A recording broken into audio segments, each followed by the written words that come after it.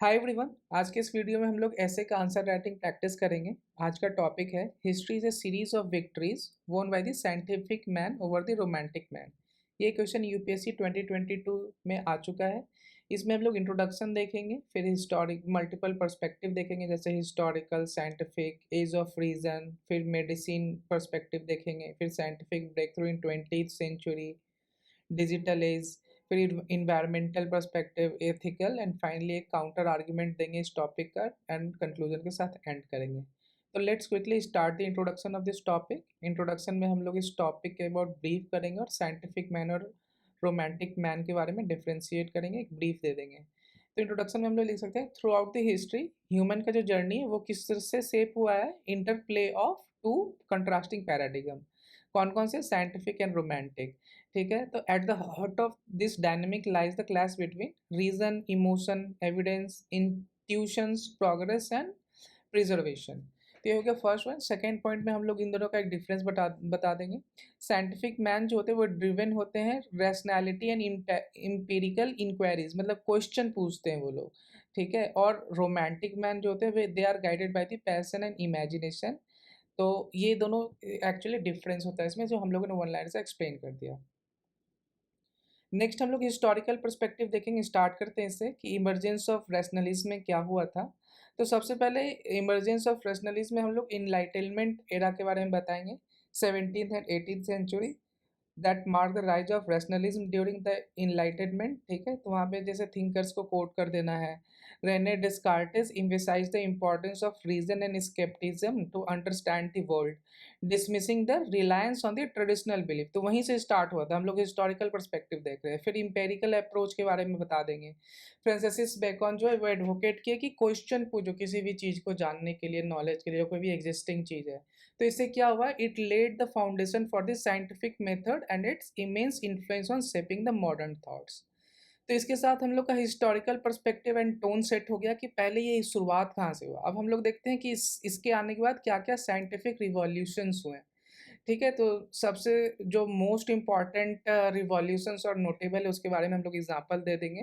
ठीक है, तो कॉपरनिकस और हेलियोसेंट्रिक मॉडल, ये जो था, जो कॉपरनिकस साइंटिस्ट थे उन्होंने बोला था कि जो जियोसेंट्रिक वर्ल्ड व्यू है उस वो हीलियोसेंट्रिक है। ठीक है, making a significant victory for the scientific reasoning over the dogmatic interpretations of the universe. तो ये बहुत बड़ा एक हम लोग के फेवर में एग्जाम्पल है ये। ठीक है, इस टॉपिक के फेवर में एग्जाम्पल। फिर गैलीलियो का भी आप दे सकते हो। गैलीलियो ने अपने टेलीस्कोपिक ऑब्जर्वेशन से सपोर्ट किया हीलियोसेंट्रिक मॉडल को and further advance the scientific method. तो इससे आप क्या इससे प्रूफ हुआ कि this again here a scientific man has won over the romantic man.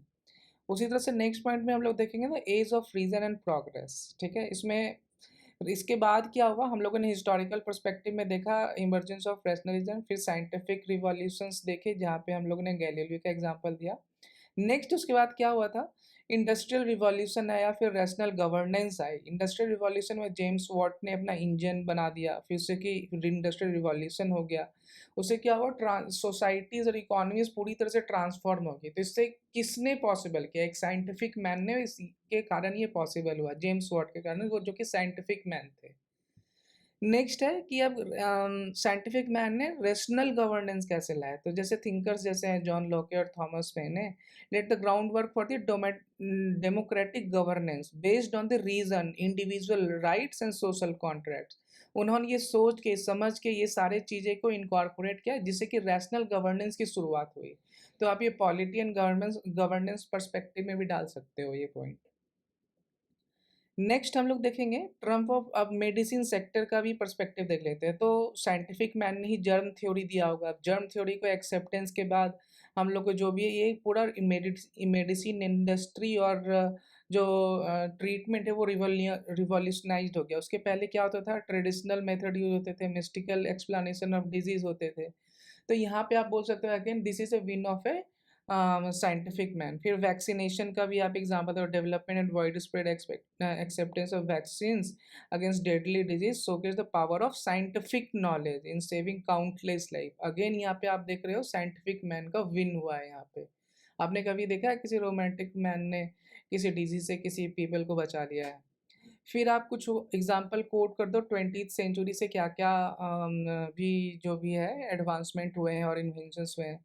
तो एक फेमस एग्जांपल दे दो आप क्वांटम मैकेनिक्स का, जिसे एल्बर्ट आइंस्टीन ने खोजा और नील बोर ने मिलके देखा। तो उसमें सब एटॉमिक लेवल पे आप किसी भी चीज़ को स्टडी कर सकते हो। ये फर्दर हमारे नॉलेज को एनहांस कर रहा है। फिर स्पेस एक्सप्लोरेशन को भी देख लो। पहले कहाँ हम लोग मून पे नहीं जा सकते थे, मून पे नहीं अर्थ को छोड़ के नहीं जा सकते थे। आज हम लोग कहीं भी जा रहे हैं, मून पे लैंड किया। ये क्या डेमोंस्ट्रेट कर रहा है कि साइंटिफिक मैन का कैपेबिलिटी को, राइट? तो आप ये एग्ज़ाम्पल भी दे ने कोट करना। नेक्स्ट पॉइंट हम लोग देंगे digital age and technological advancement का। इसमें आप इंफॉर्मेशन रिवॉल्यूशन के बारे में बता दो, जैसे कि अभी हर एक आदमी के बारे में, हर एक पर्सन के बारे में सारी इंफॉर्मेशन है, राइट? उसका यूज़ करके हम लोग राइट डिसीजन लेते हैं। फिर आता है इंटरनेट एंड कनेक्टिविटी होने के कारण साइंटिफिक मैन जो है कहीं भी वर्ल्ड में किसी के थ्रू भी कनेक्ट कर सकता है, राइट? साइंटिफिक मैन की ये विक्ट्री है in overcoming the physical barrier and the cultural divide. आज हम लोग यहाँ बैठे हैं और अमेरिका में किसी भी पर्सन से बात कर सकते हैं। ये किसने सक्सेसफुल किया? एक साइंटिफिक मैन ने सक्सेसफुल किया। नेक्स्ट हम लोग बात करेंगे environmental challenges and scientific solution किस तरह से हो रहे हैं। तो आप देख रहे हैं आजकल जो भी इन्वायरमेंटल चैलेंजेस का साइंटिफिकली सॉल्यूशन दिया जा रहा है। अगेन यहाँ पे एक साइंटिफिक पर्सन का विन है ओवर ए रोमांटिक मैन। सस्टेनेबल डेवलपमेंट में भी आप देख रहे हो कि कहीं पे भी रोमांटिक पर्सन्स की बातें या इमेजिनेटिव बातें नहीं होती, बट ओनली टेक्नोलॉजिकल बातें होती है। तो एक इन्वायरमेंटल पर्सपेक्टिव दे देना। फिर interaction of science and art के बारे में भी बात करते हैं, जैसे रोमांटिसिज्म ऑफ आर्ट है, ठीक है? तो ये दोनों इंटरैक्ट भी करते हैं। Romantic man's focus on emotion, individuality and the beauty of nature has produced timeless work of art that continue to inspire and resonate with humanity. ठीक है? तो इसी ये इंटरेक्शन का भी पॉइंट हो गया कि दोनों किस तरह से इंटरैक्ट करते हैं। ये बहुत ही इंपॉर्टेंट पॉइंट है, एथिकल कंसिडरेशंस एंड डायलेमास, ठीक है? तो साइंटिफिक एथिक्स में क्या होता है, अब जैसे आजकल जो नए एडवांसमेंट आ रहा है, genetic engineering, artificial intelligence and nuclear energy, the scientific man must confront this dilemmas and balance the innovation with societal wellbeing. ठीक है? रोमांटिक कंसर्न क्या है रोमांटिक पीपल का, कि romantic must emphasize on human emotion and moral values is essential in guiding the scientific research to ensure that it aligns with the human values and avoid detrimental consequences. ठीक है? तो ये ethical perspective था। और next point हम लोग counter argument देखेंगे कि जहाँ अभी तक तो हम लोगों ने ये देखा कि सिर्फ साइंटिफिक मैन ही अच्छे हैं, रोमांटिक मैन का कोई रोल नहीं है। बट ऐसा नहीं है, एक हमें काउंटर व्यू भी देना है अपने आंसर को बैलेंस्ड बनाने के लिए। तो पहला पॉइंट दे देंगे इंस्पिरेशन फॉर नेचर, जैसे कि many scientist break through has been inspired by deep connection to the nature. ठीक है? इसका एग्जांपल दे दो, जैसे Charles Darwin's theory of evolution जो है, it is influenced by his observation of diverse ecosystems and the field of biometry, right? Where the scientist draw inspiration from nature's design to solve the human challenge. तो देख रहे हो ना, जैसे कि scientist को भी इस तरह से इंटरेक्ट करना चाहिए कि नेचर के साथ या फिर इमेजिनेशन के साथ या एथिक्स एंड वैल्यू के साथ टू सॉल्व द प्रॉब्लम। और आजकल के जो कॉम्प्लेक्स प्रॉब्लम है, जैसे क्लाइमेट चेंज हो गया, पब्लिक हेल्थ क्राइसिस हो गया, that integrates both the scientific expertise and emotional intelligence. This underscores the symbolic relation between scientific and romantic perspective, right?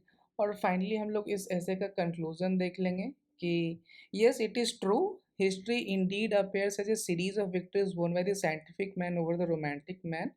कहाँ से कहाँ तक जो हम लोग ने सारे पर्सपेक्टिव को देखा, जैसे enlightenment era, modern age, scientific reasoning, फिर मेडिसिन का देखा था, फिर टेक्नोलॉजी का देखा, फिर हम लोगों ने इसका देखा कल्चरल क्लाइमेट चेंज का देखा, राइट? तो वहाँ right from the enlightenment to the climate change, it is a series of victories win by the scientific man।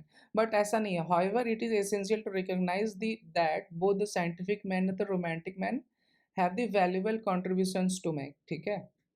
और फाइनली एक कोट कर देंगे हम लोग, science without religion is lame and religion without science is blind. ये Albert Einstein ने कहा है and he is rightly coated. interconnectedness of science and spirituality, underlining the importance of harmonizing scientific advancements with human value and ethical considerations।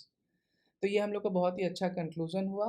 तो इस तरह से हम लोगों ने इस ऐसे के हम लोगों ने मल्टीपल पर्सपेक्टिव देखे। पहले इंट्रोडक्शन दिया, हिस्टोरिकल पर्सपेक्टिव देखा जहाँ पे इमर्जेंस ऑफ रैशनलिज्म के बारे में बात किया, फिर scientific revolution, age of reason, triumph of modern medicine, scientific breakthroughs in 20th century, digital age and technological advancement, environmental challenges, how science and art interact with each other, ethical dilemma and counter and argument के बारे में जाना। तो आज के video में इतना ही। अगर आपको वीडियो पसंद आया हो तो do like, comment and share. Thank you.